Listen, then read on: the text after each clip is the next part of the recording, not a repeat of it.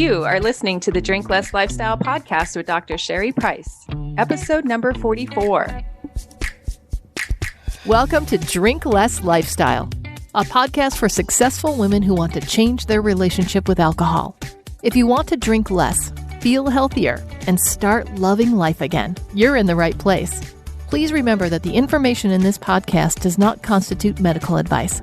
Now, here's your host, Dr. Sherry Price. Well, hello, my beautiful friends. I am so excited for today's podcast because I have one of my dear friends and previous clients on the call with us, and I can't wait for you to hear her amazing story.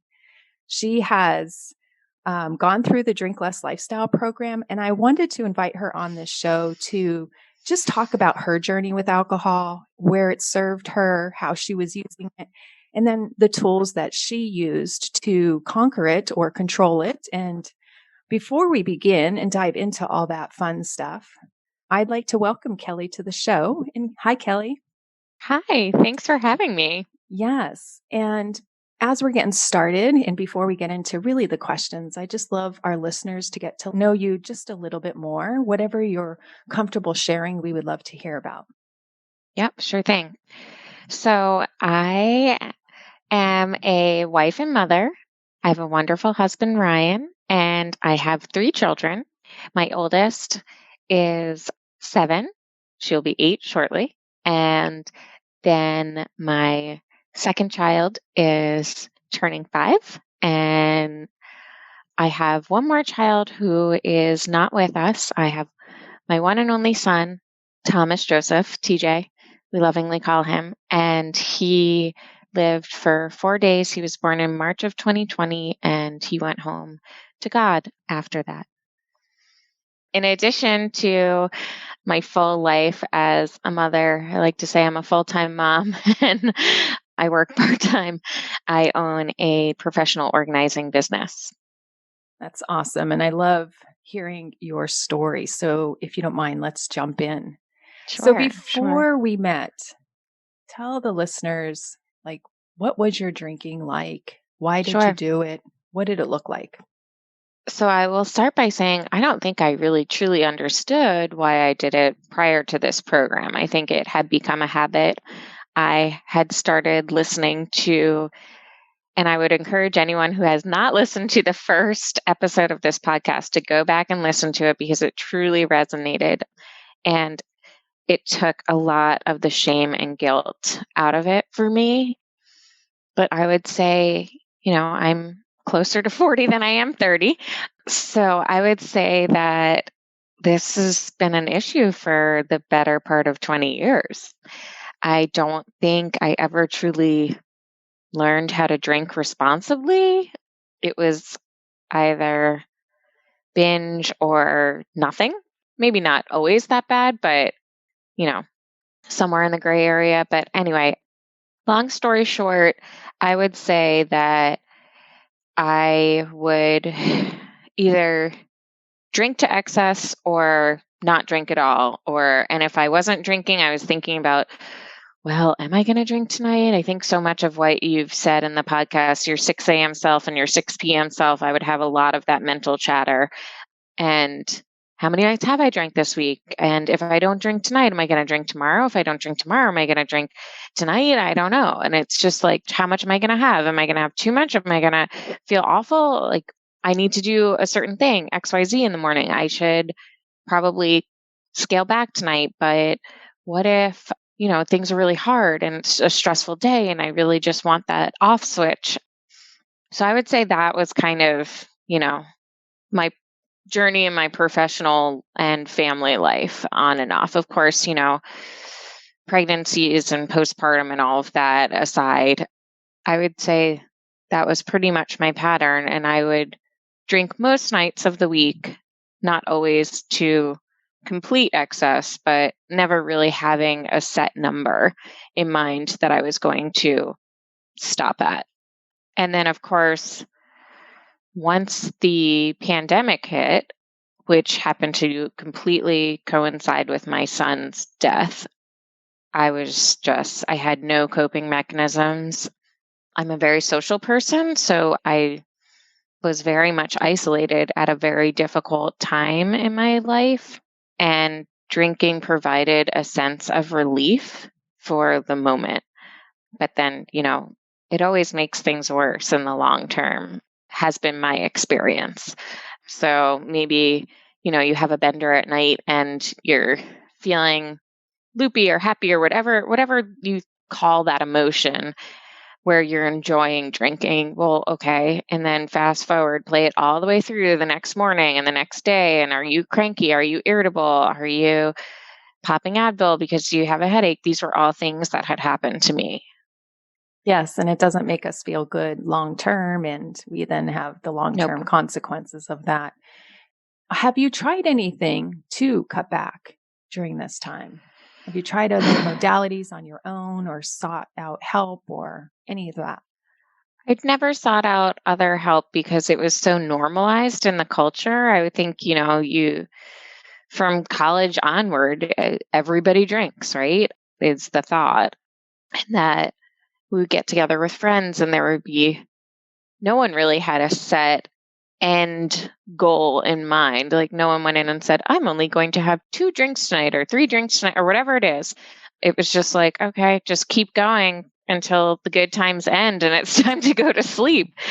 And then I certainly didn't feel like I fit in with what would be described as alcoholics or alcoholism. I would always question that when the anxiety came afterwards, but I kind of felt like I would have been laughed out of an AA meeting because, okay, so you're over drinking, you have 5 drinks on however many days a week. You're still functioning during the day. You're still taking care of your family. You're not failing on any of your commitments. There was no real big turning point in my life where it was like, well, this was the horrible thing that happened, and now you have to really clean up your act. It was more like a slow progression. So no, I hadn't really tried anything to get help other than the broken promises to myself. Or like just saying, okay, I'm going to drink tonight, but I'm not going to drink tomorrow, or those bargaining. So nothing really concrete now. And I love that you highlighted that because I felt the same way. And I think there's probably a lot of people out there that it's like, if you're not down and out, if you're not on Skid Row, I don't know what terminology hitting rock bottom. Exactly. That you would be laughed at or like, my problems aren't this bad. And it makes you kind of minimize what you're experiencing. And to your brain, it's like, well, if I'm not that bad, maybe there isn't a problem or maybe there isn't a reason to change. And I love that you highlighted that because I think a lot of people are in this gray area where they're like, it's getting too much. I know it's getting too much, but I don't feel it's like a disease or alcoholic or, and I don't feel comfortable in that environment. And then, so what is there? What are the options? And they're not really promoted or talked about. Except for you. Well, I talk about them and there's certainly other programs out there. Absolutely. But it's almost like you have to do your research to find them. You have to really look to find them. Yes. They're not just out there. I mean, we know of 1 or 2 programs, but there's so many others. Yeah. And we don't have to wait till, like you said, life really turns in an upheaval and things really go south quick. We can take care of this and take care of ourselves. And I find that when you nip it in the bud early, it's so much easier. So much easier. Yes, totally. You can handle it quicker. You can change quicker. You don't have to make amends in so many areas of your life, right? Most of the time it's just you and maybe your intimate household. And it's such a relief. So tell me what really bothered you. Why did you want to change your drinking? I think I was just sick and tired of the mental chatter, of the constant just feeling like, okay, this is not in control. I have control in so many other areas of my life and I'm moving forward in so many other areas of my life. And I just couldn't continue this way. And I didn't want to role model that for my daughters. I also was starting to get negative health indicators. Like, of course, I was putting on weight. I don't think grief in a pandemic did me any favors there, but it was certainly I mean, wine has a ton of calories and sugar in it. So, and then when you're like snacking afterwards, it just all adds up. So I was gaining weight. My sugars were getting higher. You know, like I said, I'm not even 40 yet. I need to take care of myself so that I can be my best self and be there for my family and my children and whatever work that God has for me to do. If I'm not healthy myself, I can't really be helpful to anyone. And then once I found your podcast, I was like, wow, this really resonates with me. And this is real science. And maybe it is doable. Maybe I'm not just doomed to a life of either, well, I completely give up alcohol and I fake some AA program because I don't think I would fit in, or I mean, I've never gone to an AA meeting, so I can't really comment on that. So either I give it up entirely and then that has to change my social life and the way that just so many things I think would change based on the goals of that type of a program. Or do I just stay doing what I'm doing and I'm like resigned to a life of not the most optimal health long term? And then generationally, am I just setting my children up for this same type of lifestyle? And I don't want that for them. And if I don't want that for them, I shouldn't want it for me either. Yeah, that's great insight. And it totally resonates as well with me. I was the same way, right? Yeah. You know, I was dealing with my daughter's stress and her tantrums by just storming the fridge and hitting the bottle. And then I'm like, what am I doing? What am I teaching her? What am I doing to myself? Like, this just doesn't feel right. It seems like I should be able to handle my anger differently or better or have different modalities. So I totally understand and feel that it's enough of a pain point that you're like, yes, this has got to change. Yes. So talk to us about your experience when you signed up and went through the Drink Less Lifestyle program. What did you learn? What was helpful to you? Anything you want to share? I learned so much. But I'm going to start from the beginning when I finally took the step to schedule the appointment and have the first introductory call with Sherry. It was like the week after the year anniversary of my son's death. And I think anyone listening to this who's dealing with grief or whose drinking has anything to do with grief, I felt like I had to be ready. And there's no timeline on grief. And I mean, to lose a child is just so unbelievably painful. I just felt like, okay, it's been a year and he would want me to live. And I can't live fully with continuing this habit in my life. So it's my responsibility to try to fix that. And you know, worst case scenario, had it not worked, at least I tried. So I made the appointment and I think I talked with you like a week after the 1 week anniversary. It was like, okay, you've had your year, time to get your life somewhat back in order, or at least try. So my first call with Sherry was really, I keep saying Sherry, like you're not here, it's you. My first call was really encouraging. You just really inspired confidence that like, this is doable.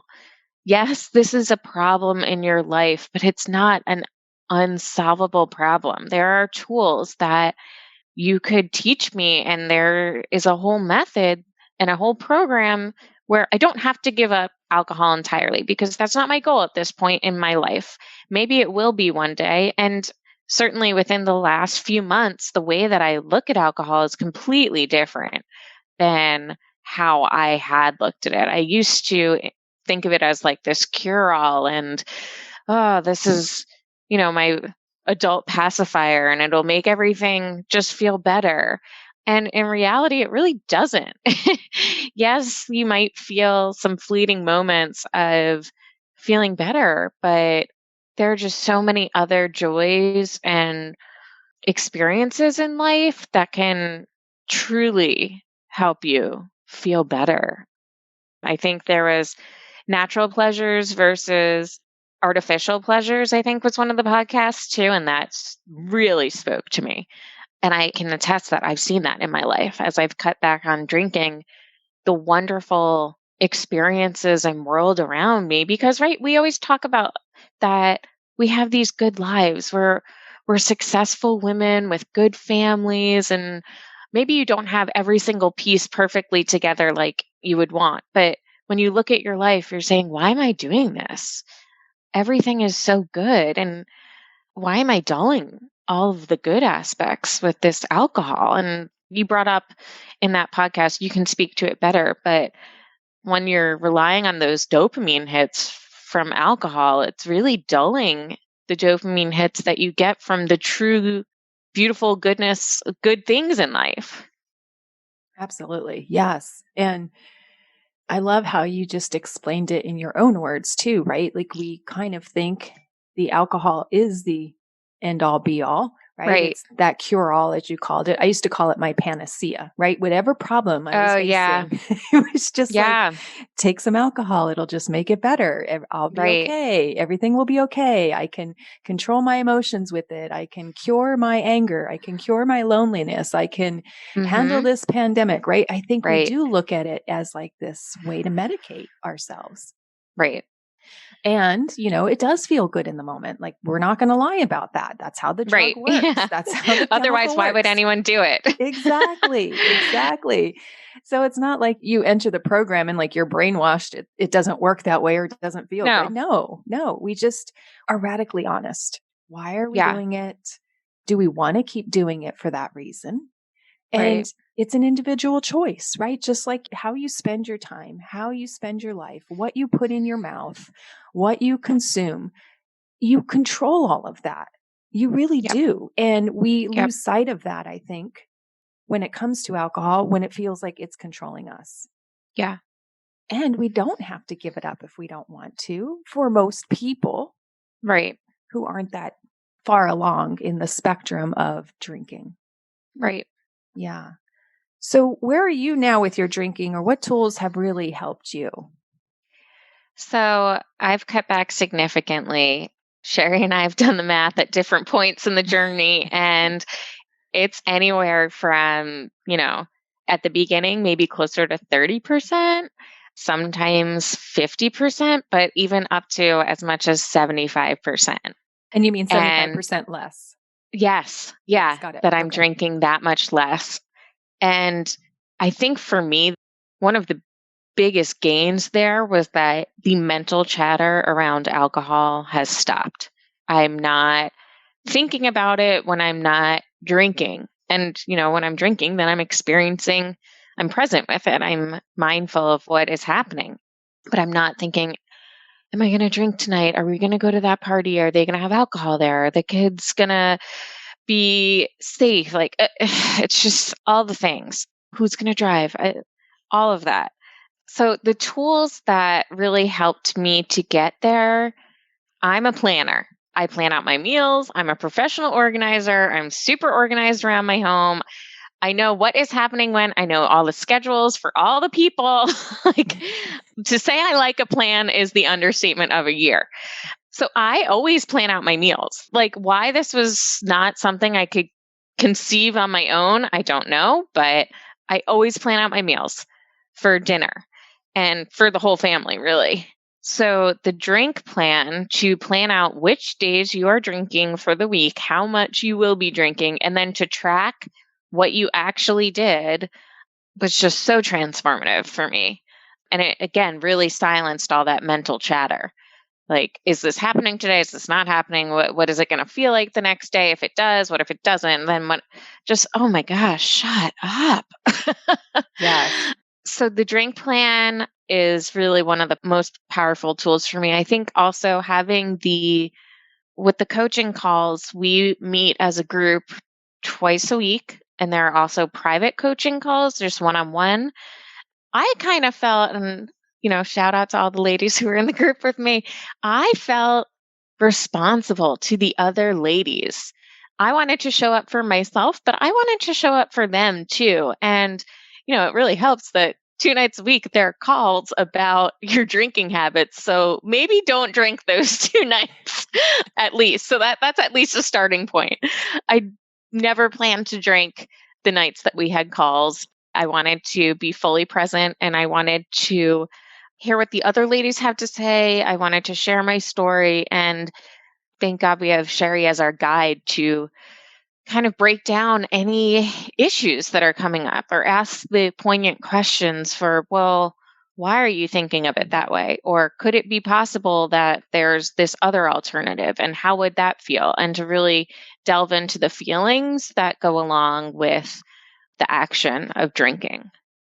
I love it that you mentioned the group calls because I was going to ask you about that because you attended most of them and all of them. People loved seeing you on the calls. They loved hearing about your journey. They loved hearing about your triumphs. They loved hearing about your setbacks, right? Like we just have to embrace the whole experience and we're going to have both ups and downs along the journey and along the way. And you just put it out there and the ladies really would comment to me one-on-one or they would private message me. Like, I just love Kelly. She just shows up so authentically.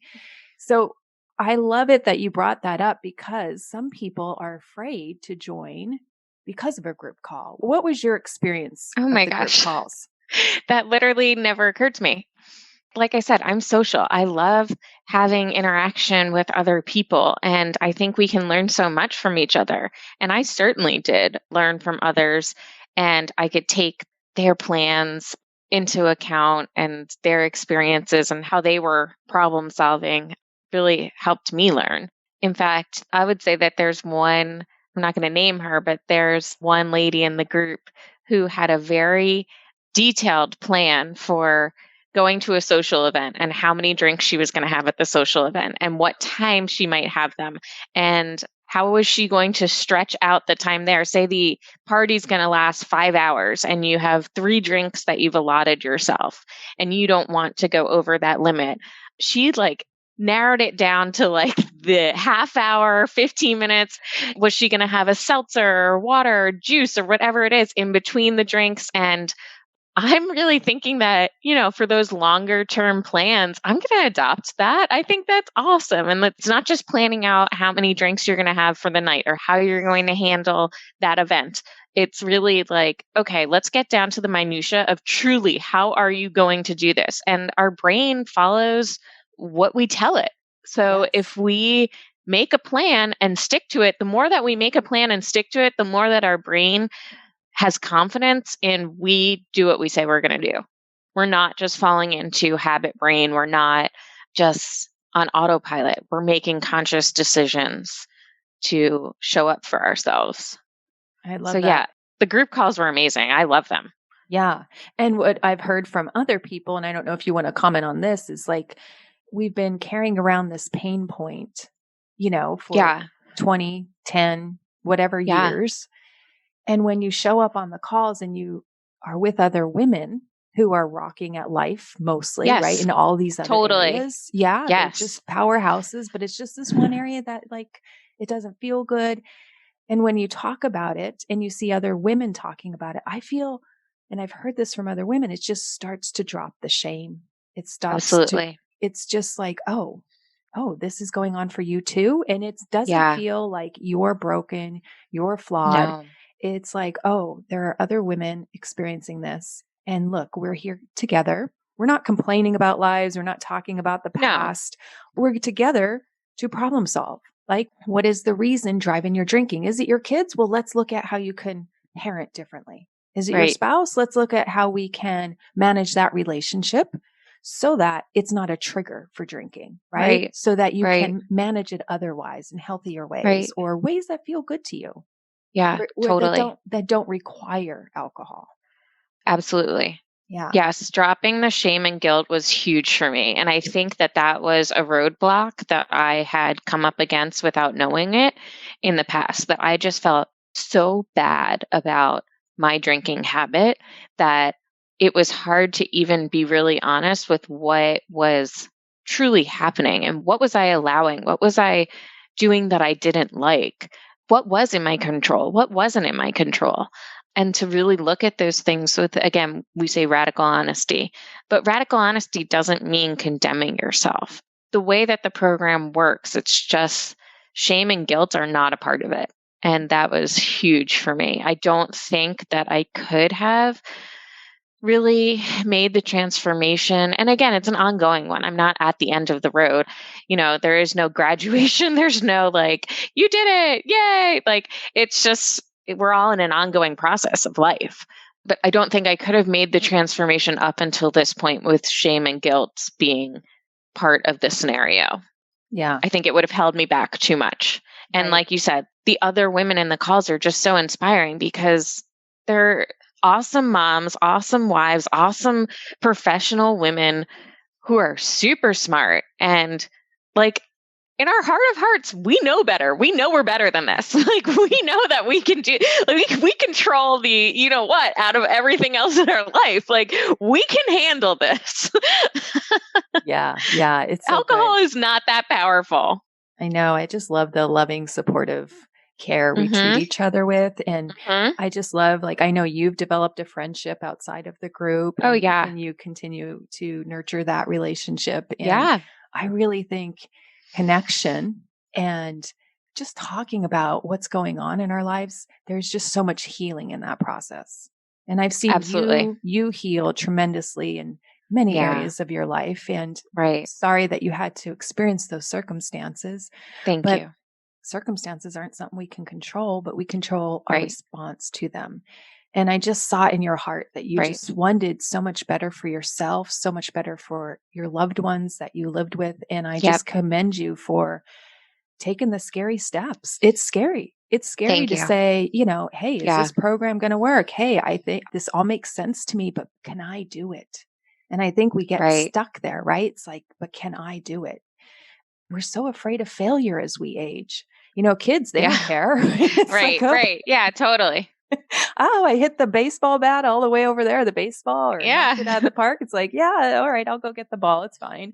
But we just feel so disappointed in ourselves. And it's Yeah. like, that's another layer of shame. Yes. And it's like, no, we've got to just know that anytime we fall down, we have to look at why. And once we understand Right. why, that's what we tackle next time. It's just a process. And as you said, you're never really at the end, Right. I'm still choosing to have alcohol in my life now as well, but there might be Yeah. a time where my process and my journey is different. Right. Yeah. And I'm not Yeah. closed-minded to that. And I like to keep an open mind, but right Agreed. now, Yeah. that's just not where I'm at. Right. And I have to say, another thing that I commend you on is there are so many worksheets in the program. And I think Kelly, I knew we were going to Yes. talk about the worksheets. Kelly gets the award for doing all of them. You really do. I mean, they're just, there's a lot of tools, a lot of things you learn. And I said, take and use what works for you and then leave Right. the rest behind. But Kelly's like, nope, no, not leaving any worksheet behind. No worksheet left behind. No conference call left behind. I was there for all of it. Because again, like the personalities that fall into this group, we don't do things halfway. Like we are all in or nothing.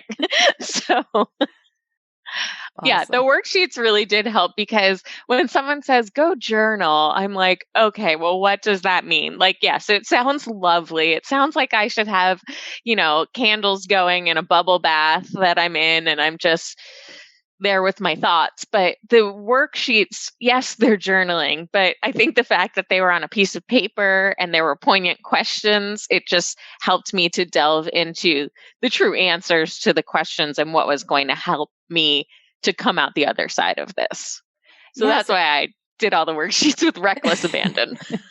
And you sent them to me on Voxer and then you Oh, posted yeah. them in the Facebook group. Like your work has helped other women because they're like, Yes. oh, that's how Kelly's thinking. Oh, that's what Kelly's doing. Like you were just so inspiring for the ladies. And Thank you. I just want to offer that up and encourage other women that by sharing what we go through, whether it's good or bad, just by sharing, we really do inspire others. I mean, just having you on this podcast, I know you're inspiring other women to like, oh, I'm going to take that tool that she talked about and start implementing it in my life and recognizing if it works and if it doesn't work. That life is a big experiment, right? We just keep trying and learning what works, and then we leave behind what doesn't work.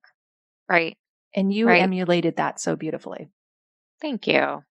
Yeah, I would say to any woman who's listening to this, who's like had that feeling in her heart, like maybe this is for me, just make the call. Just call Sherry, get on her calendar, have the talk. And I know that you will give it to them straight. Yeah. So if this is not for you, Sherry will point you in another more appropriate direction very quickly. She doesn't waste anyone's time. And I would also say, like you said, that I was inspiring to other women, which I appreciate. And I am glad that I could do that. But I would say for the woman who is hesitant, you're not just holding yourself back. If this is truly your call to discover, you're holding back what you can give to other people. And I know sometimes we have guilt around like, oh, well, is this just for me? Or is this selfish? And it is a time commitment, but in the long run, you're giving such a beautiful gift to yourself and to your family or whoever is in your inner circle of daily life and life in general. So if it doesn't resonate for you to do it for yourself, do it for the people around you. That's beautifully said. Beautifully said. And as we're wrapping up, Kelly, is there any other things you want to share with the audience or any comments or any other part of your journey that you want to share? I think we covered a lot of it. I'm sure that there will be things that I'm like, oh, I should have said that. But I think we covered a lot. I think we covered the tools, we covered the initial hesitancy, but then commitment to the program. I want to also say that the program is really gentle. It's definitely a meet you where you are, and it builds on itself. So, it's all about when you're ready. I would not have been ready for this prior to the anniversary of my son's death. I just wasn't in that headspace. But then again, it's like anytime having a baby, starting a new job, any major life change, there's never really the ideal time to do something, but there are times that are better than others. And when you take the leap, you just go all in. Beautifully said, Kelly. Beautifully said. And I just, again, want to applaud you for your work and your journey and how much you've done and committed to this process, right? And the results that you got. I remember early on in the calls when you're like, I had 2 alcohol-free days in a row. This was amazing. Yeah. It feels great. Yeah. Yeah. And just to see that increase. Now I've had like 4 or 5. Like it's wild. Living on the edge. Right. And I just love how you embraced that and shared that and how your journey continues to evolve and how you're having fun with alcohol and without alcohol, right? That's what it's about. Having fun in life when you choose to drink and when you choose not to drink. And you've demonstrated that beautifully. So thank you for being on this podcast and sharing your journey with the listeners. So appreciate you, Kelly. Thank you. I couldn't have done it without you. I always say that. I know that we have to do the work, but seriously, thank God for Sherry. I really appreciate it. Well, thank you for that, Kelly. And listeners, thank you for tuning in to this episode of the Drink Less Lifestyle. And I can't wait to see you next week. Thanks for listening to Drink Less Lifestyle. If you're ready to change your relationship with drinking now, check out the free guide, How to Effectively Break the Overdrinking Habit, at sherryprice.com/startnow. See you next week.